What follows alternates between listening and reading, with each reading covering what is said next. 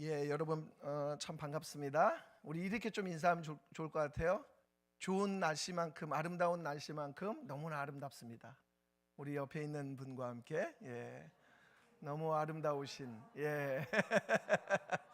너무 아름답습니다.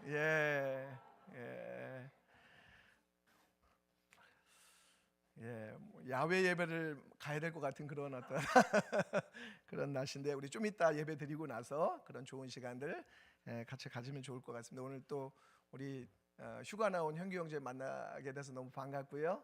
잊지 않고 또 예배 참석하게 돼서 너무 귀합니다. 우리가 그 지난 주인가요? 고난 주간을 우리가 이제 보냈는데 그 고난 주간에 우리가 저녁 집회를 했죠.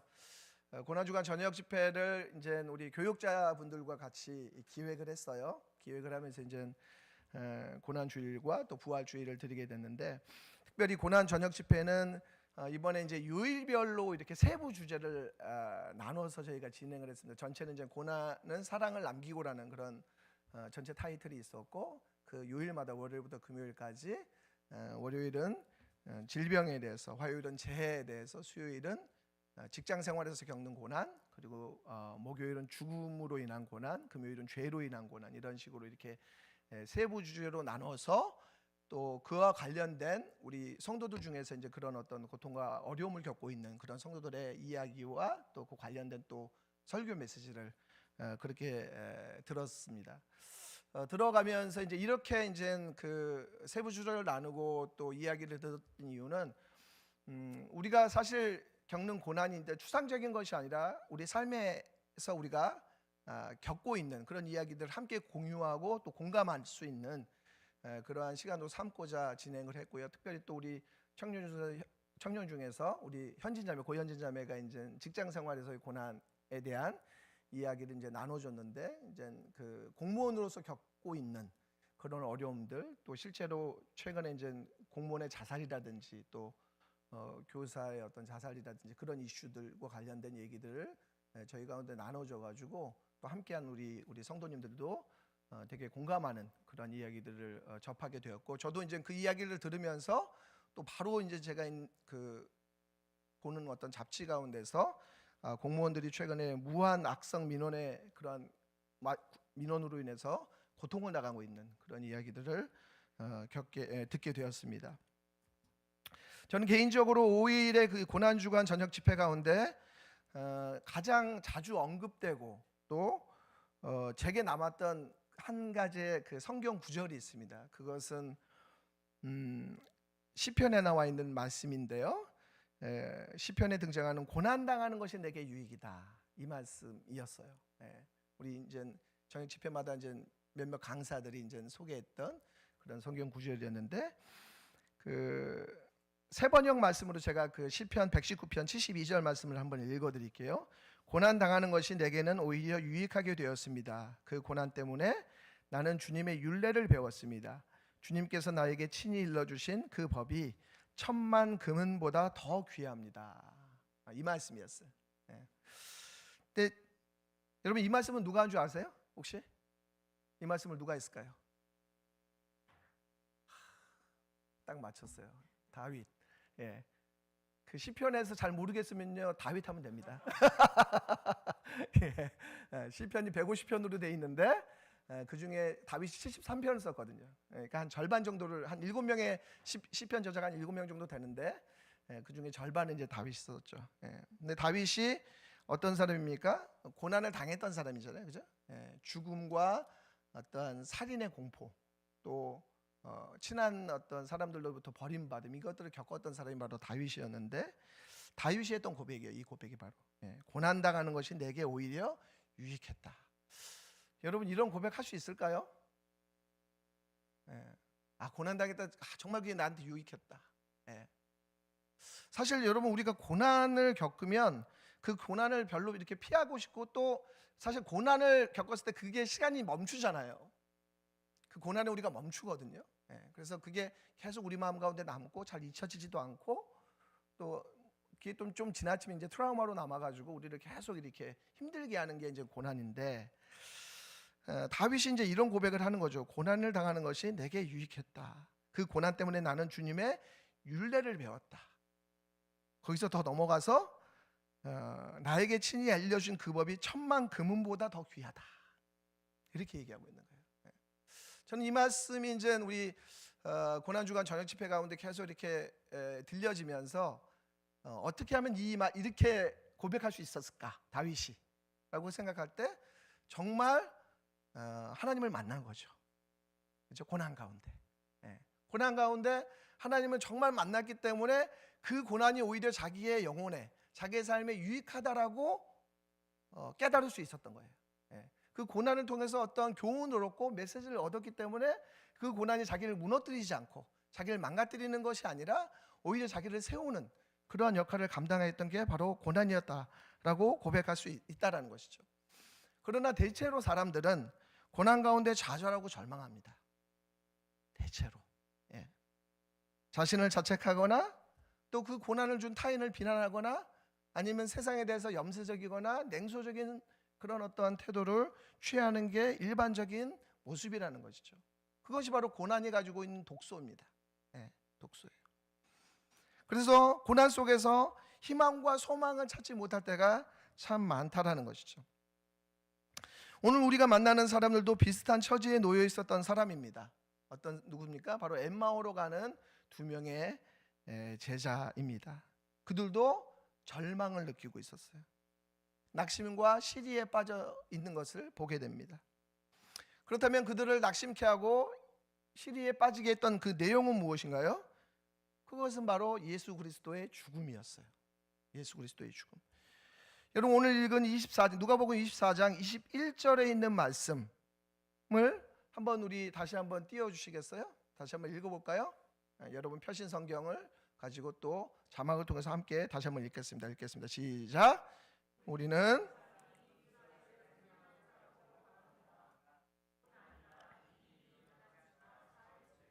라고 이야기하고 있습니다. 우리는 이 사람이 이스라엘을 구원할 자라고 바랐다 라고 기록하고 있습니다. 그러니까 얼마나 지금 당시에 많은 사람들 그리고 예수님을 따랐던 제자들이 예수님에 대해서 얼마나 큰 기대와 또 소망을 가지고 있었는지 21절의 말씀을 통해서 우리는 알 수가 있다는 것이죠. 예수님 이 사람이야말로 새로운 역사를 이끌고 이스라엘을 구원할 그러한 분이라고 생각했는데 그분이 너무 허무하게 어처구니 없이 십자가에 못 박혀 죽게 되었음을 봤을 때 이들은 완전히 낙심하고 시리에 빠지는 좌절하는 그들이 소망했던 그 구원은 산산조각 나버리는 그러한 마음의 상태임을 우리가 알 수 있다는 것이죠. 이렇게 절망과 시리에 빠진 이 2 제자가 한 다음 행동은 무엇입니까? 바로 낙향을 하고 있습니다. 낙향을 고향으로 돌아가는 것이죠. 더 이상 이제 있을 이유가 없는 것입니다. 그러면서 2 사람이 주고받는 그 대화는 아주 자조 섞인 실망에 가득 찬 한탄과 후회의 그런 말들이었을 것입니다. 이제 촌으로 돌아가서 그냥 대충 살자. 우리가 따랐던 저 예수가 정말 우리를 구원할 수 있었던 사람일까? 우리가 정말 잘못된 기대를 가지고 살았던 건 아닐까? 그런 어떠한 넋두리를 해가면서 아마 혹은 굉장한 분노를 터뜨리면서 아마 그들은 대화했을 것이 분명합니다. 아마 희망을 상실한 사람들, 소망을 상실한 사람들의 전형적인 모습인 거죠. 소망 없이 그냥 아주 그들의 넋두리를 해나가는. 여러분 살아가다 보면 우리도 자기의 인생에 대해서 가졌던 기대가 깨지는 순간들이 오게 됩니다. 예수님을 잘 믿으면 뭔가 좀 잘 돼야 될 것 같은데 관계도 좋아지고 내 문제들도 잘 풀리고 뭐 시험도 패스하고 합격하고 뭐 연애도 잘하고 삶의 진도도 잘 나가고 뭐 그래야 될 것 같은데 예수님 뭐 예배 잘 드리고 뭐 신앙생활 잘 하는 것 같은데도 뭐 되게 어떤 보상도 없는 것 같고 오히려 몸은 더 안 좋아지고 더 뭐 삶이 이렇게 꼬여가는 그런 모습을 해나갈 때 우리 가운데도 그러한 회의가 스물스물 올라올 수 있다는 것이죠. 뿐만 아니라 믿었던 어떤 가까이 있는 사람들로부터의 어떤 배신이라든지 상처라든지 그런 말들을 들을 때 우리는 정말 내가 예수님을 제대로 믿는 건가? 예수님은 내 삶을 관여하고 계시는가? 예수님은 내 삶을 구원하시는 분이신가에 대해서 우리는 회의하게 될 수 있다라는 것이죠. 우리 믿음에 대해서 심각한 도전을 받게 되는 것을 보게 됩니다. 그리고 이 두 명의 제자처럼 낙심하고 싶은 마음이 일어납니다. 관계 속에서 독해지고 마음을 닫아버리는 것이죠. 그리고 다른 것을 탓하면서 살아가기 쉬운, 마치 이 두 제자처럼 엠마오 도상에 있는 우리 자신을 발견하게 된다는 것입니다. 그렇다면 이 두 제자는 그러한 믿음이 전혀 없는 사람들일까라 그랬을 때 전혀 그렇지 않습니다. 이 두 명의 제자는 예수님에 대해서 상당한 기대를 가지고 있었던 그러한 사람들임을 알 수가 있습니다. 21절 말씀, 우리가 읽었던 말씀 보니까 예수라는 분에 대해서 이스라엘을 속량할 자라는 어떠한 기대를 많이 가지고 있었다는 것이죠. 여러분, 우리가 좌절하거나 실망에 잘 빠지는 그러한 사람들이 어떤 사람들이에요? 기대가 크면 클수록, 그죠? 더 어떤 면에서 상처를 많이 받게 되는 것이죠. 아마 이 두 명의 제자도 그런 유형이었을 것입니다. 우리가 읽었던 말씀에 보면 이 두 명의 제자는 예수님에 대해서 상당한 기대를 가지고 있었을 뿐만 아니라 여인들로부터 예수님이 살아났다라는, 부활하셨다라는 그러한 이야기도 들었어요. 그 이야기도 들었어요. 22절의 말씀 보니까 또한 우리 중에 어떤 여자들이 우리로 놀라게 하였으니 이는 그들이 새벽에 무덤에 갔다가 그의 시체는 보지 못하고 와서 그가 살아나셨다는 천사들의 나타남을 보았다 함이라 라고 말씀하고 있습니다. 그러니까 예수님께서 부활하셨다라는 그 얘기를 또한 전해 들었던 이 두 명의 제자였습니다. 그럼에도 불구하고 이 두 명의 제자는 부활하신 예수님을 경험하지 못하고 시리와 낙심에 빠졌던 그런 상황 가운데 처해 있는 것을 보게 됩니다. 이러한 두 제자에게 예수님께서 찾아오시죠. 오늘 우리가 읽었던 25절에서 31절의 말씀 보면 25절에 이렇게 기록되어 있습니다. 25절 말씀 같이 한번 읽어볼까요? 읽겠습니다. 시작. 이르시되 미련하고 선지자들이 말한 모든 것을 마음에 더디 믿는 자들이요 라고 말씀하고 있습니다. 예수님께서 두 명의 제자에게 미련하고 선지자들이 말한 것을 더디 믿는 자들이요 이렇게 얘기합니다. 여기서 미련하다라는 의미는 원어의 의미로 보면 깊이 생각하지 않고 라고 얘기하고 있습니다. 깊이 생각하지 않았다. 그러니까 뭘 깊이 생각하지 않았을까요? 그들은 이 메시아가, 그리스도가 영광의 메시아만 생각했던 거예요. 26절의 말씀 보니까 그리스도가 이런 고난을 받고 자기의 영광에 들어가야 할 것이 아니냐. 그러니까 그리스도가 고난받을 수 있다라는 것에 대해서 그들은 간과했다라는 것입니다. 바로 그리스도는 고난을 통과해서 영광에 이르는 그런 분이라는 거죠. 그래서 온전한 그리스도에 대해서 이해할 필요가 있다라는 것입니다. 여러분, 고난은 예수 그리스도가 누구인지를 다시 보게 합니다. 고난은 예수 그리스도가 누구인지를 다시 보게 해요. 우리가 믿고 싶은 대로 믿는 경향이 있습니다. 믿고 싶은 대로 믿는 경향이 있어요. 흔히 말해서 확증 편향이라고 하잖아요. 믿고 싶은 대로 믿는 경향이 있어요. 그러나 고난은 거기에 균열을 일으키게 하죠. 내가 믿고 싶은, 내가 기대하는 어떠한, 내가 투사하는 그러한 어떠한 주님이 아니라 정말 주님으로서의 그 주님으로 우리에게 다가온다라는 것이죠. 우리는 내가 믿고 싶었던 예수님, 그 예수님으로부터 기대하는 삶이 있습니다. 그러나 그 기대와 생각이 무너지는 순간이 온다라는 것이죠. 그리고 어떻게 보면 그때 진짜 예수님을 만나게 됩니다. 그리고 그때 진짜 말씀이 새롭게 보여집니다. 그동안 어떤 관념적으로 지식적으로 알았던 그 신앙이 고난을 통해서 정말 그 말씀이 새롭게 다가오는 것들을 경험하게 됩니다. 그런 의미에서 고난은 아까 그 다윗이 고백했던 고난이 우리에게 유익이다 라고 찬찬히 생각한다면 우리가 그것을 깨닫게 된다는 것이죠. 이 두 제자는 예수님으로부터 말씀의 재교육을 받고 있습니다. 27절의 말씀 보니까 예수님이 자신이 바로 그리스도며 모세와 선지자의 글을 통해서 자신이 바로 부활의 주님이심을 말씀하고 있습니다. 예수님께서는 이 두 제자는 아마 성경에 대해서 꽤 잘 알고 있었을 것이에요. 그러나 예수님께서 다시 이 말씀, 구약의 말씀을 통해서 바로 자기가 바로 그리스도임을, 그리고 구약의 말씀이 그리스도를 향해서 말씀하고 있음을 다시 이야기하고 있다라는 것이죠. 뿐만 아니라 한 가지를 더 하고 있는데, 그것이 뭐였냐면 바로 성만찬이었어요. 오늘 우리 이따가 이제 성찬식을 할 건데, 성만찬에서 30절 말씀에 빵을 들어서 축복하시고 떼어서 그들에게 주셨다라고 말씀하고 있습니다. 여러분, 말씀과 성례는 같이 가야 됩니다. 말씀이 빠진 성례는 마술이 되고요, 또 성례가 없는 말씀은 그냥 지적인 작업에 불과합니다. 그렇기 때문에 중요한 것은 말씀과 성례가 같이 가야 되는 것이죠. 그리고 그 말씀과 성례가 성만찬이 한 이후에 31절 말씀에 보니까 어떻게 되었다고 말씀합니까? 그들의 눈이 어떻게 되었다고요? 밝아졌다라고 얘기하고 있습니다. 그 전에, 여러분, 그 전에 16절 말씀 보실래요? 그들의 눈이 가리워져서 그인 줄 알아보지 못하거늘 이라고 얘기하고 있습니다. 그들의 눈이 가리워졌던 것이 예수 그리스도의 말씀, 성령의 역사를 통해서 눈이 밝아졌어요. 그리고 성만찬을 통해서 그들이 깨닫게 되는 거예요.